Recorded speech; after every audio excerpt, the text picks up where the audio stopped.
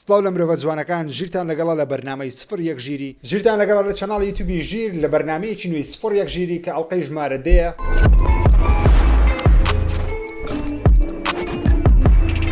ژیرتان لەگەڵا لە ئەڵقەی ژمارە 13 بەرنامەی سفر یەک ژیری ژیرتان لەگەڵا لە ئەڵقەی ژمارە 7 سفر یەک ژیری ژیرتان لەگەڵا لە ئەڵقەیەکی نوێی بەرنامەی سفر یەک ژیری ژیرتان لەگەڵا لە بەرنامەیەکی نوێی سفر یەک ژیری ویستانم بەخێر بێن بۆ ئەڵقەیەکی نوێی بەرنامەی سفر یەک ژیری سڵاو ڕێز و خۆشەویستیم هاوڕێیانی خۆشەویستم بەخێر بێن بۆ ئەڵقەیەکی نوێی بەرنامەی سفر یەک ژیری سڵاو ڕێز و خۆشەویستیم هاوڕێیانی خۆشەویستم بەخێر بێن بۆ ئەڵقەیەکی نوێی بەرنامەی سفر یەک ژیری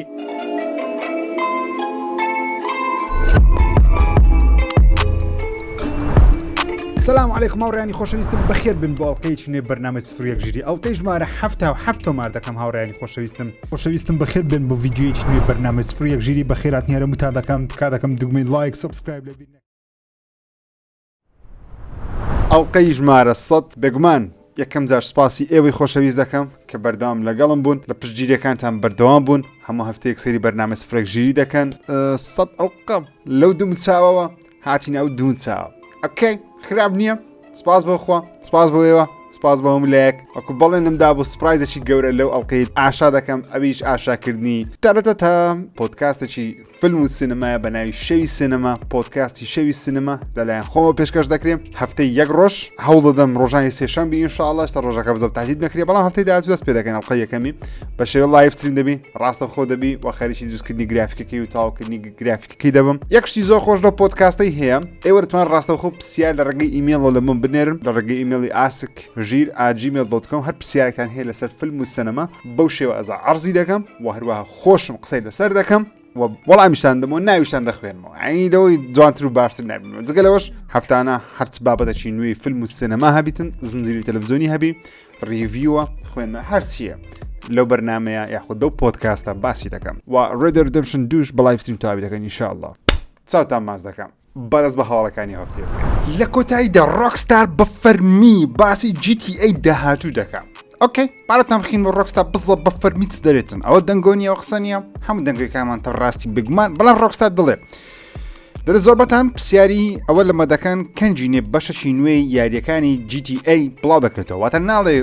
ئەپدێتێکی نوێ بۆ GTA 5 ناڵێ GTA چارەسەرکردنی GTA-کانی پێشوو یاخود ناڵێ ڤێژنی نوێی GTA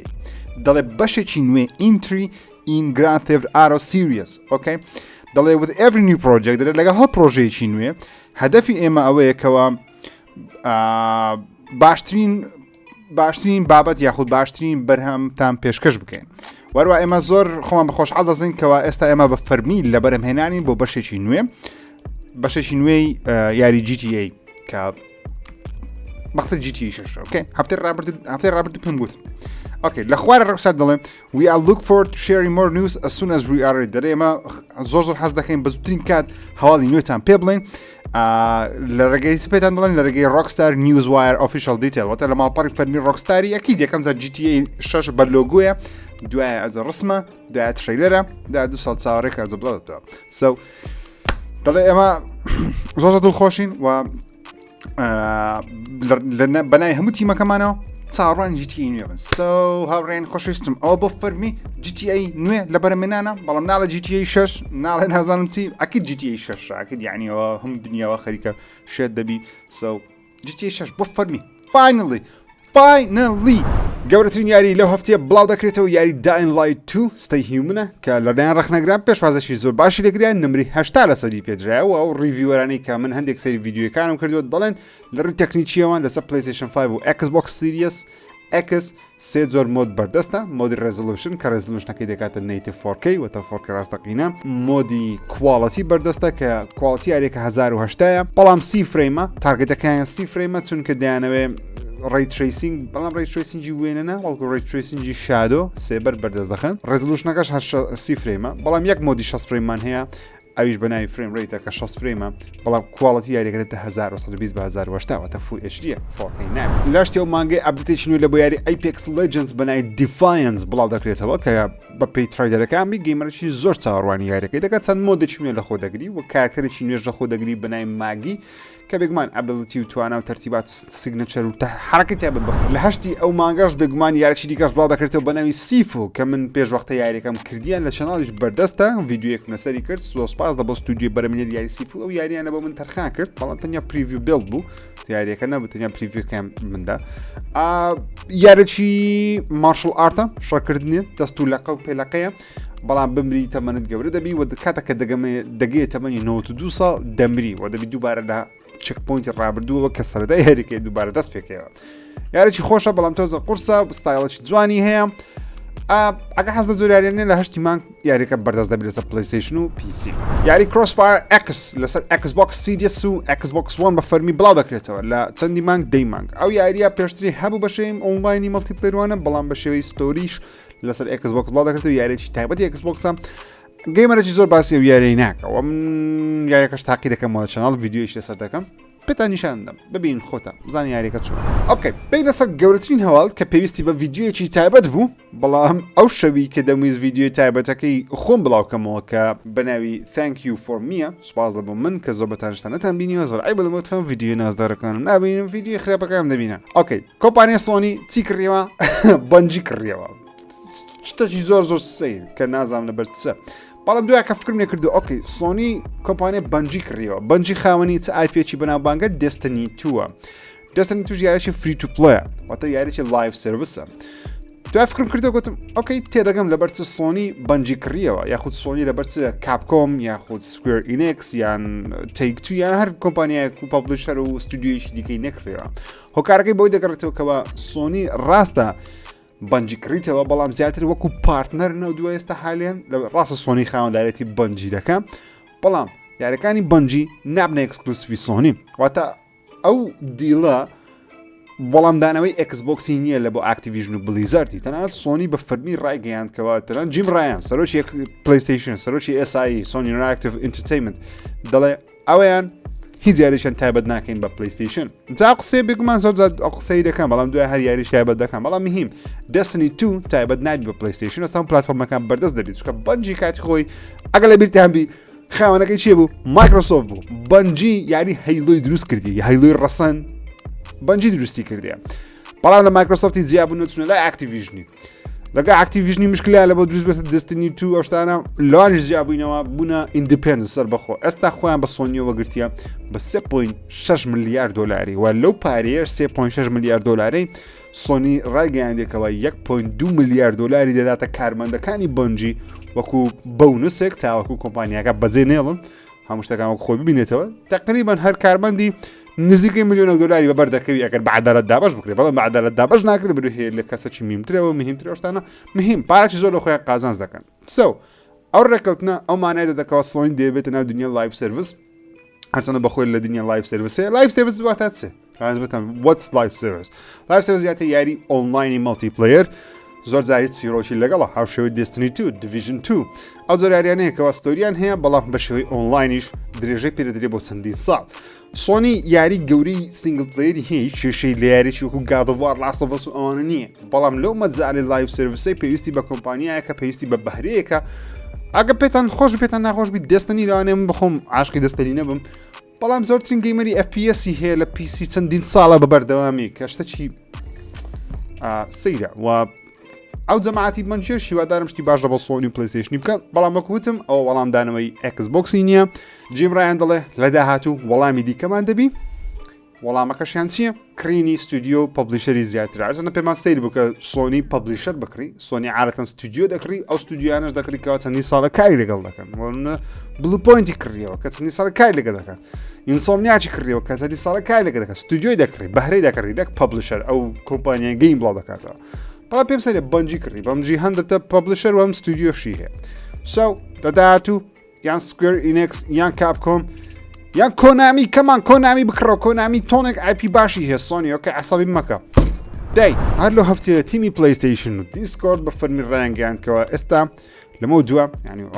شتێک پلیستیشنەکەی خۆم پێ نەکردی نازانم بزەڵ ئێستا لە بم بەردەستە یاخودە بەڵام دەری لە زۆربەی یوزەرەکانی پلیستیشن ئێستا بەردەستە دەتوانی ئەکاونتی پلیستیشنەکە لەگەڵ دیسکۆردەکەی ڕەبت بکەیت و گەیمەران بزانن کە تو خەریک چیاری شێشتانە کە بەخۆم حەز ناکەم خەرک بزانم خەریک گەمە چیمە دوای لێم تڕۆ من درێت خەچ گەمی بەڵاونەی ڤیدیۆ یوتیوب بڵاو ناکەیەوە اوكي هذا بنو ديسكورد بلاي ستيشن عقدیان کرد لە بیرتانە پارساڵ ئێستا شتەکانەوە دەکەوتە موشن دەکەوتە بواری جێبەجێکردن شتە مایە بەس باش نییە عنی شتە مایە باس زۆر باشە بینە سەر Call of Duty Infinity Ward I think ئەوان بوون وە بزانم لە تویتەری گوتیان کاکەمان خەریکی یارەشی Call of Duty جێنەرێشنەشی نوێی Call of Duty نە خەڵک یەکسەر گوتی ئۆکەی عنی یاری داهاتی Call of Duty تەنیا PlayStation 5 کەس بۆ سیریەس دەبی نەخێر لە هەموو کۆنسڵەکان بەردەست دەبی بەڵام مەقسەدیان جێنەرێشنی نوێ مەقسەدیانەوەیە کە چیرۆکەکی نوێ لەخۆ دەگریتەوە باپەتان بڵم Call of Duty 2022 ئێستا تقریبا بە فەرمی ئاشکرا کرا Infinity Ward پۆستی لەوانەیە لەوە هەفتەیە ژیان هەفتەی داهاتوو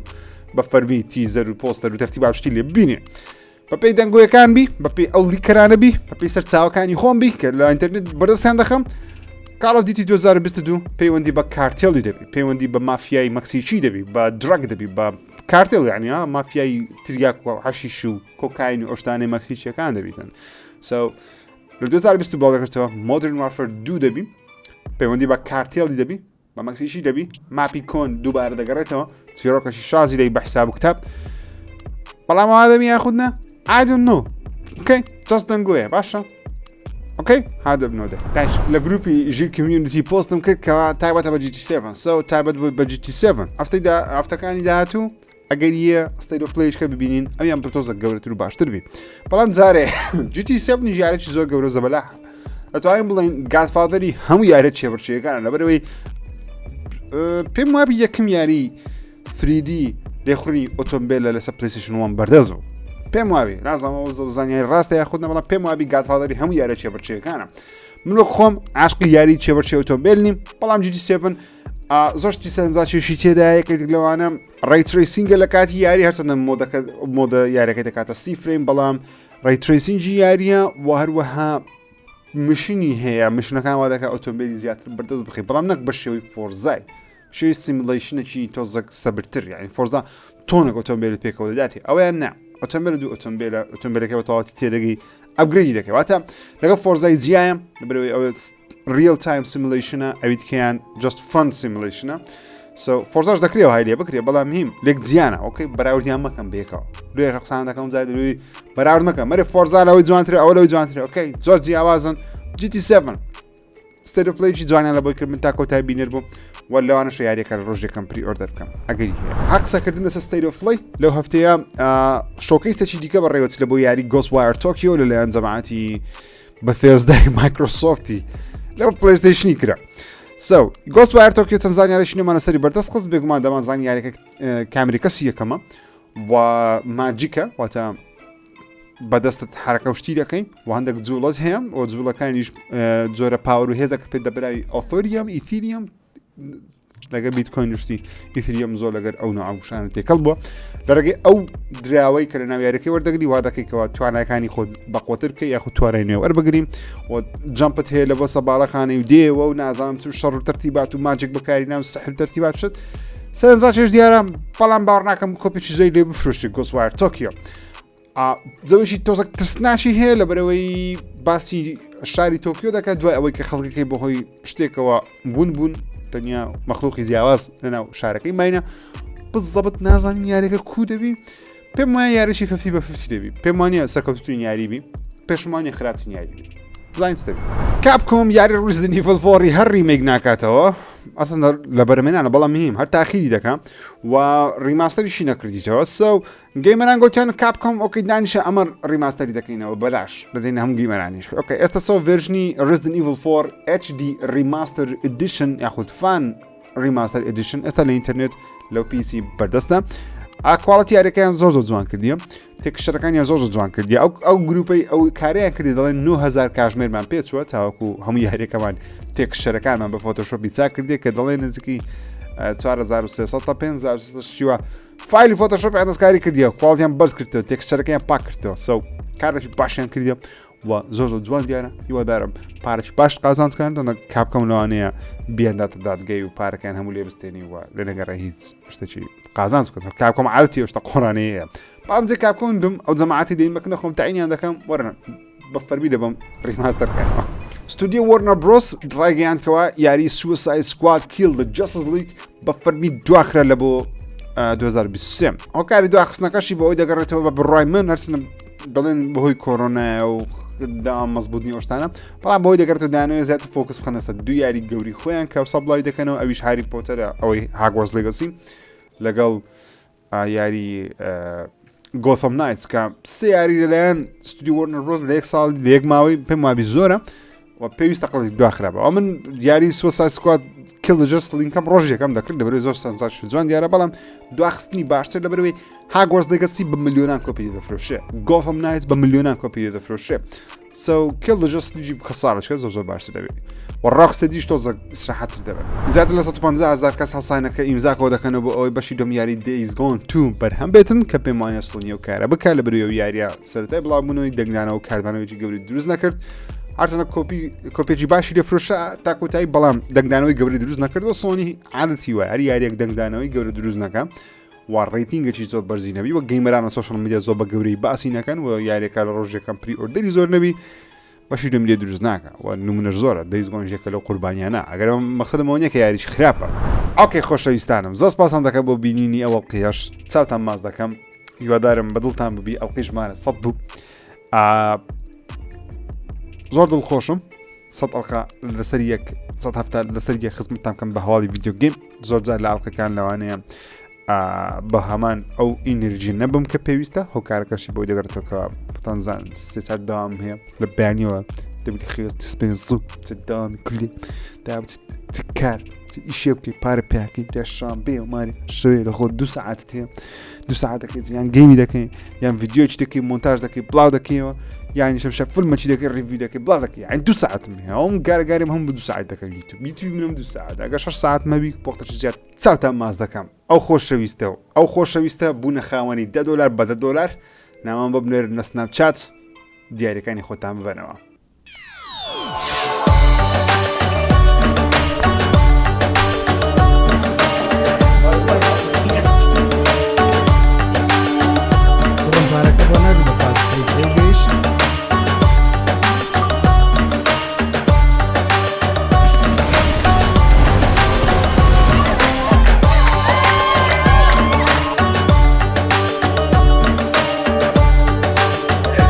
ئەوەی ژیانی تۆی قوتابی پڕێتی لە خۆشی و چالاکی هەر بۆیە فاسلینگ سیمکارتی خێراترین ئینتەرنێتی بۆ تۆ کردووە بە بێ بەرامبەر هەر ئەوەش نا 3 گیگابایت دیاریت پێدەبەخشێت و ژیانت خۆشتر و ئاسانتر دەکات ئیتر تۆی قوتابی لەگەڵ فاسلینگ خێراترینی